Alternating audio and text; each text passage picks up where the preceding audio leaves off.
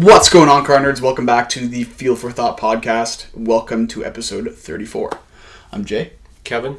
And what are we talking about today?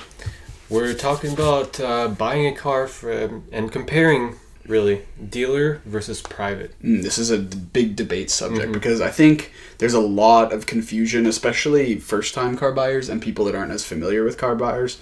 No, people that are less familiar with buying a car.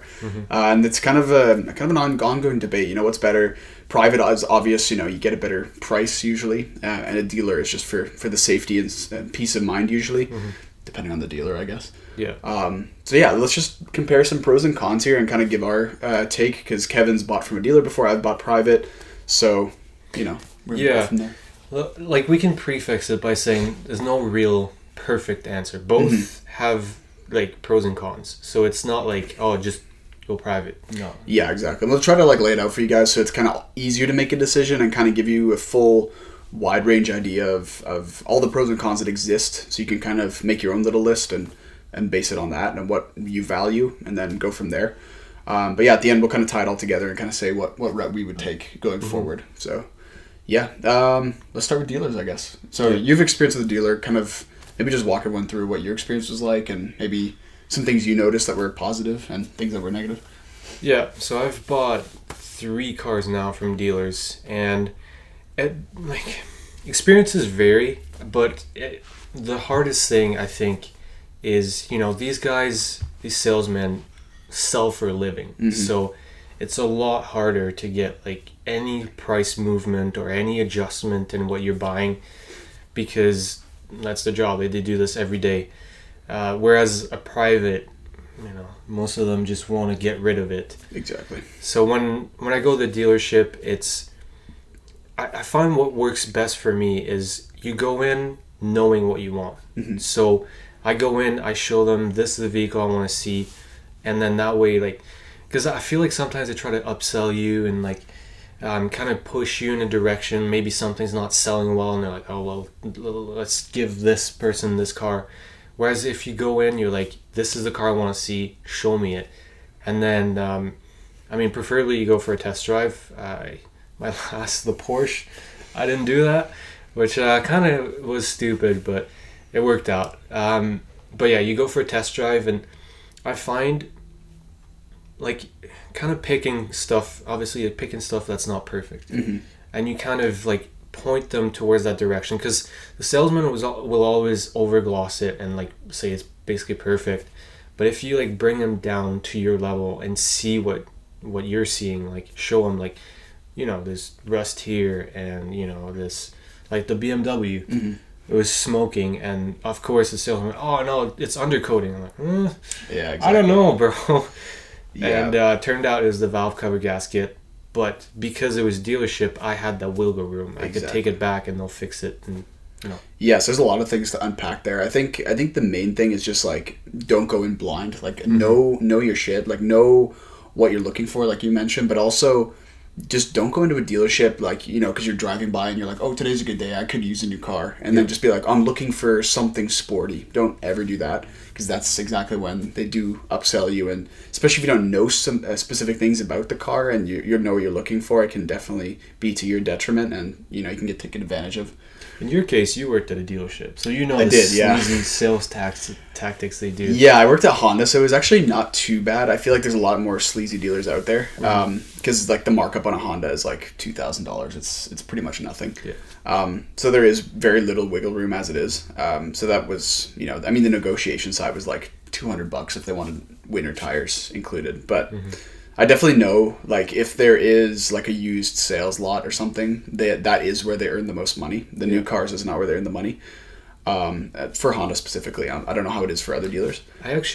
So just a sidetrack, I learned that most dealerships, when they sell brand new cars, they don't really make money off of it. They make the money by servicing it. Exactly. Yeah. So, you know, you buy a car, you'll have a warranty for 2 years.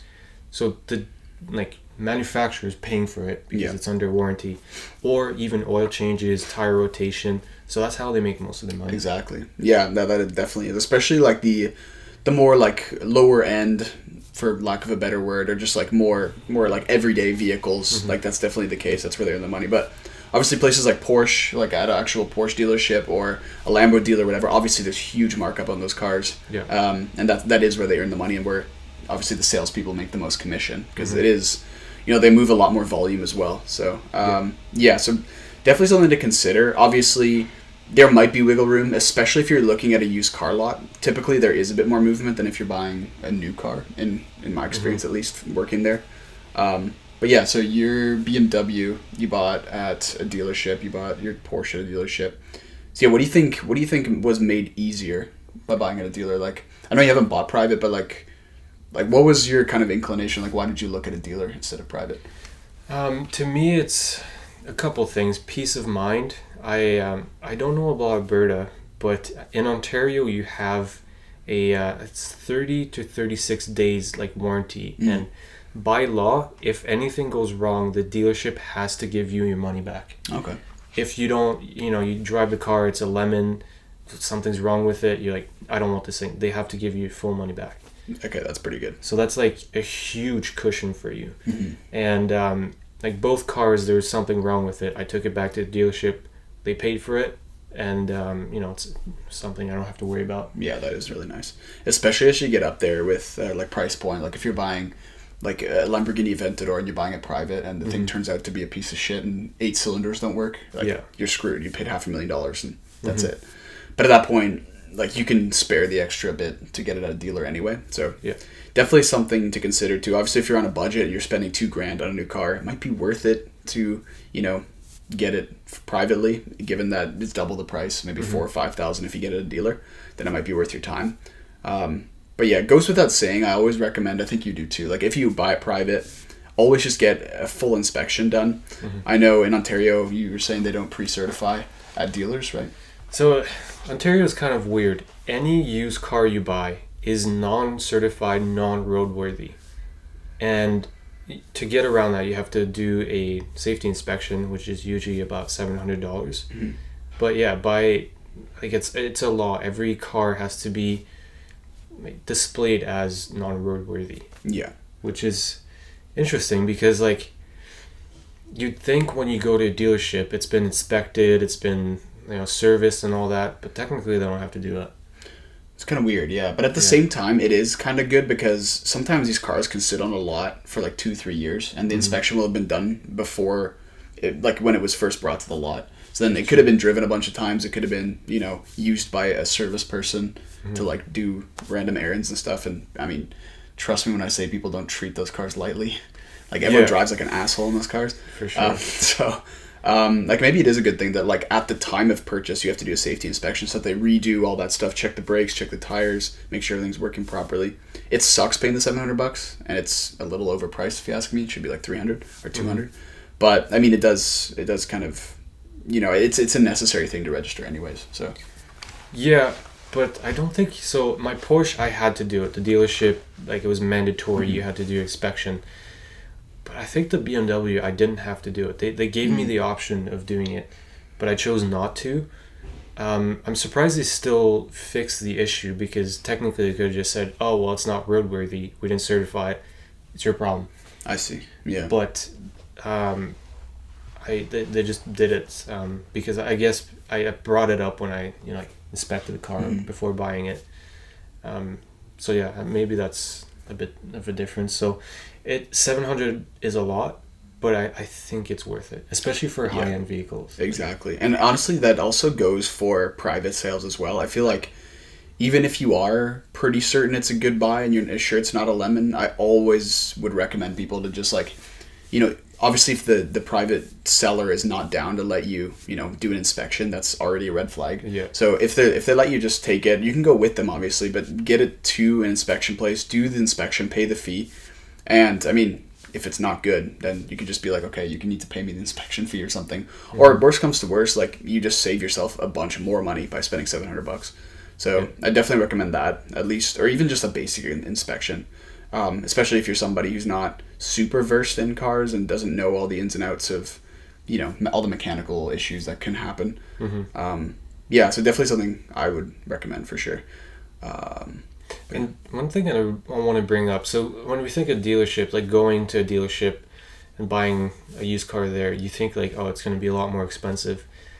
But I think where the most of the money is made is trade-ins. Mm-hmm. So if you, like the people trading in their vehicle are losing a lot of money.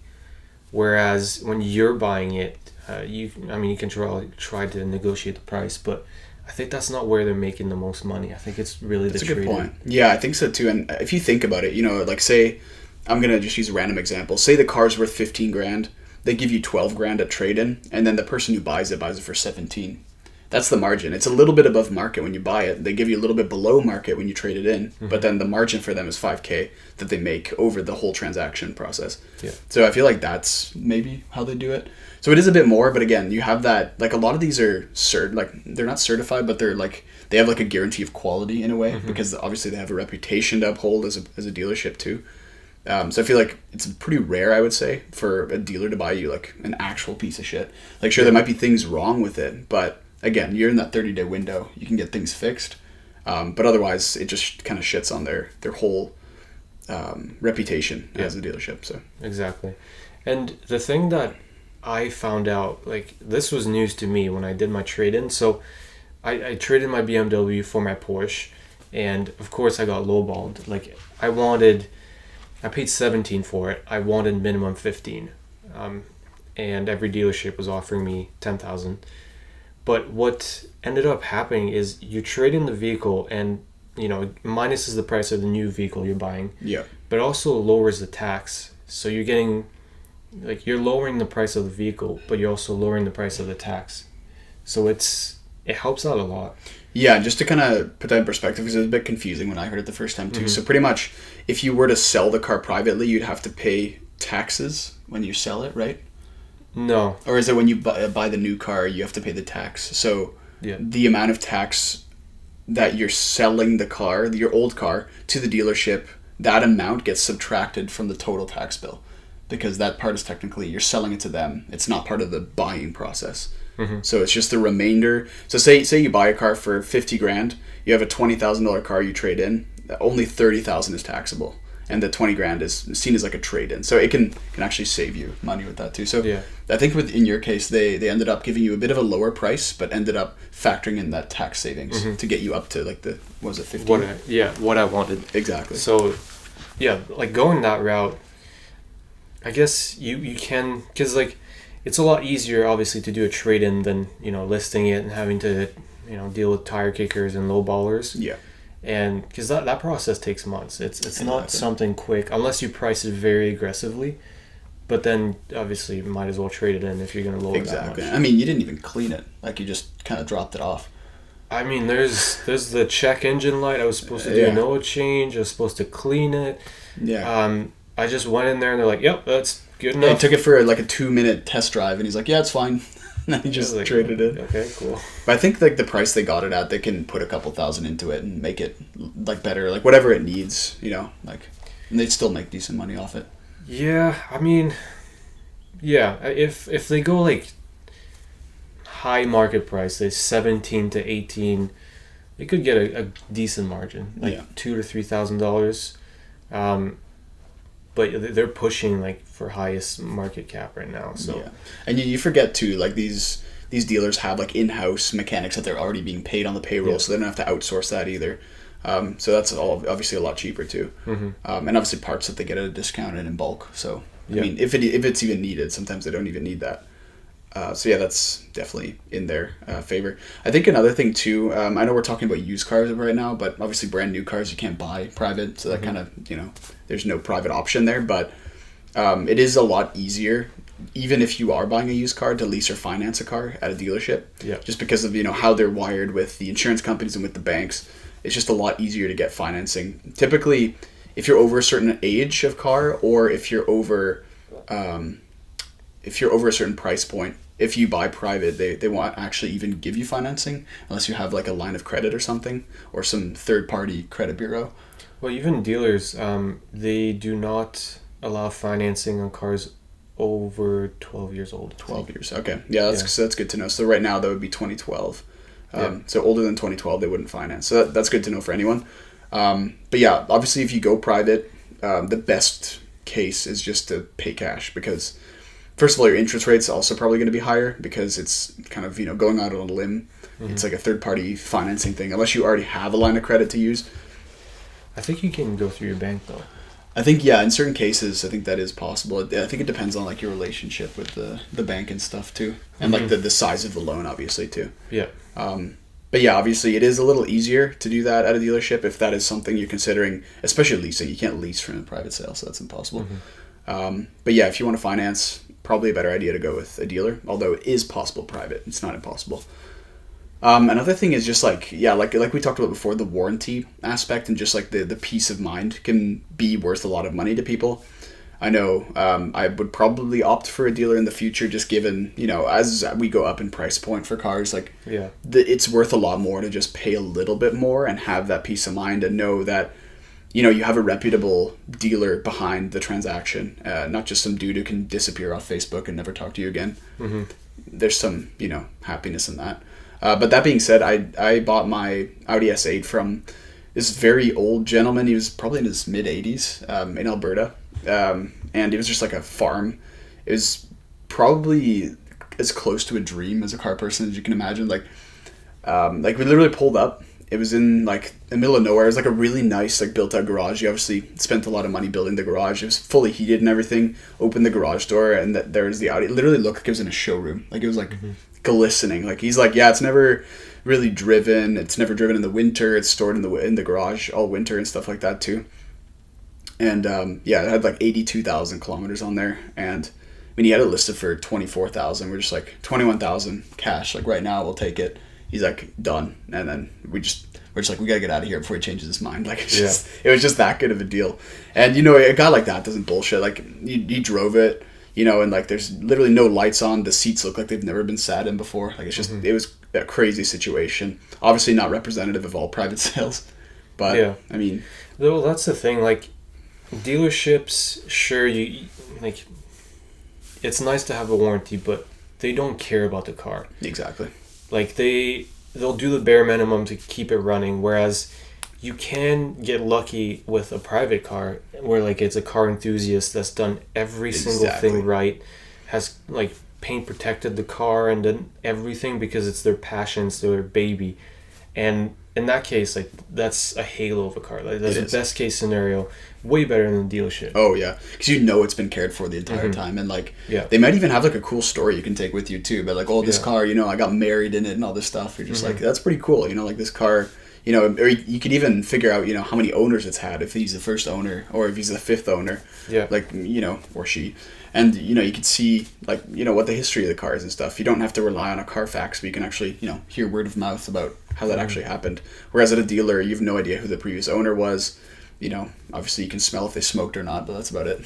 Yeah, for sure. And even with it's not recommended to buy a car with modifications, but in some cases it can be, like, a very sweet deal. Yeah. Because obviously it'll kind of devalue the car in most cases. It'll be cheaper than a stock car, but again, if someone's an enthusiast and put a lot of good money and good parts in a car, you're gonna get a sweet deal because you can get like $10,000 to $20,000 in mods comes with the car that's probably cheaper than a stock one. Exactly. And even like throwing stuff in, like, like we see all the time, like winter tires or like an extra set of wheels or extra set of windshield wipers, like anything like that you would never get at a dealer. No, they're taking that, selling it for exactly profit. Yeah, or they like offer it to you as an extra package. But a really cool thing too that I had with a private sale that's actually really unique is I opened the owner's manual. I actually didn't even know this was in there, but it had the original like window sticker with the MSRP and like like the fuel economy and stuff, what dealer it was bought from, and like a service card from the guy who was originally bought from, and it was actually from New Jersey, so it's an American car. But yeah, really really cool stuff like that kind of makes you like a bit closer with your car. I feel like that stuff isn't really gotten at dealerships. They take all that shit out, so that's the other thing. But yeah, again, like there's all these things that can go wrong with private sales. Like if there's like a lien on the vehicle, it could be stolen, anything like that. It's definitely like in your disadvantage if you, aren't really sure who you're doing business with, or if the person seems kind of sketchy. or the price is maybe too low, but you're not sure that it's too low, and then it is a stolen vehicle, and then you're liable because you now own the car. So obviously more rare, but it definitely can happen.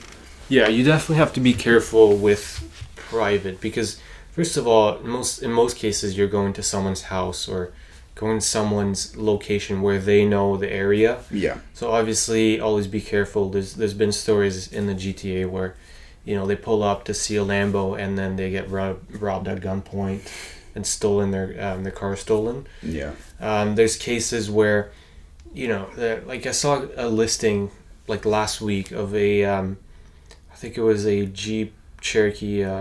What's the supercharged one? Trackhawk. Trackhawk, yeah. Yeah. And it was listed for like $35,000. Obviously, it was stolen, and even in the posting, it said, "If you know, you know." So obviously, the thing's stolen, and they're just trying to get a quick $30K. So, like, if it's too good to be true, be very careful. It probably is too good to be true. Yeah, if that's the case, yeah. Because, like, even if you get a sweet deal, but then the police, if they catch you and like find the vehicle, they take it and you get nothing. Like, you just lost $30K. You can't insure it because the VIN's reported stolen. The police won't give you your money, and now you're just out of $35K and won't ever see the vehicle. So yeah, exactly. And kind of all this put together, like, although there is some cool perks with buying private, I think I would, for my next car at least, lean towards dealer. Just because obviously in Toronto there's obviously a huge and very nice array of options to shop at. There's a lot of like luxury car dealers, there's a lot of normal car dealers that just like sell good cars and stuff like that. So I feel like there's less reason to buy private here. But out in like Alberta and stuff like that, where there is less dealers, it might be worth the shot to do that. To buy private. But yeah, it's kind of our experience. I think there's is there anything else we wanted to add on this? I think a lot of this stuff, I don't know, like, again, it's pretty self-explanatory. Like, if you, again, are buying a cheaper car that's under, say, $10,000, it might be worth a shot to see if private is a good idea, because you can sometimes get, like, percentage-wise, you can find a lot cheaper car than you can at a dealer. But I think as you go up in price into the maybe $20,000, $30,000, $40,000 and plus, it's probably in your best interest to stick with a dealer, just given that peace of mind, given that the price is right. Yeah, so like for me, for example, my Porsche, first of all, there's none listed on private websites, but I would still go for a dealership. But I also want to get a second car just so I can learn manual, like a complete shit box, like some beat up Honda Civic. I would never go to a dealership for exactly. that. Because you don't care. Yeah, I'll go private. If it blows up within, I don't know, 1,000 kilometers, so be it. I paid like $1,000 for it. Yeah, it could be like a project car too, where you just try to fix it, Yeah, engine swap it, go to a junkyard and somehow put a V8 in there or something. Just find a V8 block at the junkyard. Yeah, so like, I think what it really comes down to is do your research and know what you're looking for, like what works best for you. So research to know what you want, and then make a decision that's best for yourself. I think it's not something you should just go in blindly, and I think one of the worst things to do is buy a car on a rush. Agreed. Yeah, and just like, again, know your stuff, but also just spend some time looking. It doesn't even have to be like days and days or weeks and weeks where you spend looking at cars, but even just like an hour or two that you spend looking at all the available listings in your area, even just on like Car Guru or on Auto Trader here in Canada, and just like looking through all the postings. It'll even give you like, there's some cool tools on there that'll tell you if it's below or above market price. You can kind of compare using that. And then just get an idea in your head of what the kind of the price range is, so that when you go to a dealer and they try to give you their price, or it says price available at the dealer, you know what to expect, and kind of what you're getting yourself into. So yeah, again, some cars it's harder than others. Like, I know for my car there's 2 or 3 available in Canada, so you don't really have the luxury of choice. But I mean, in some cases, if you're buying like a Honda Civic, an old beat up one or something, like, you've got so much choice, it's crazy. So yeah, just like knowing what you're looking for is probably the most important, and then making a choice from there. Yeah. Anything to add? No, that's it. Sweet. All right, guys. Hopefully that helped you make a decision between dealer and private. If you guys have any questions, leave them down below. But other than that, yeah, we'll see you next week in episode 35. Goodbye. Goodbye.